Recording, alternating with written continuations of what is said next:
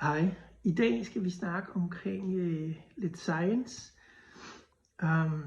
Man skal ikke være så bange for det. Der er nogle små grundregler, som man altid bare lige skal huske på, hvilket gør, at ens liv bliver meget nemmere. Jeg har før omtalt, at det her med recycling af produktionsmusik ikke altid er hensigtsmæssigt.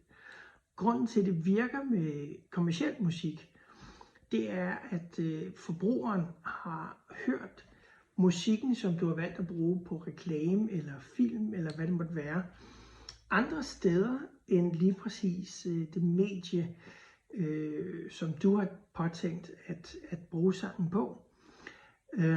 Problemet ved begrænsningen ved produktionsmusik, så fantastisk det er, at hvis det er recyclet fra en anden produktion, jamen fordi at forbrugeren kun har hørt musikken i mediet, altså det vil sige AV-produktion, begynder man at henlede opmærksomheden til, hvor man lyttede til det før.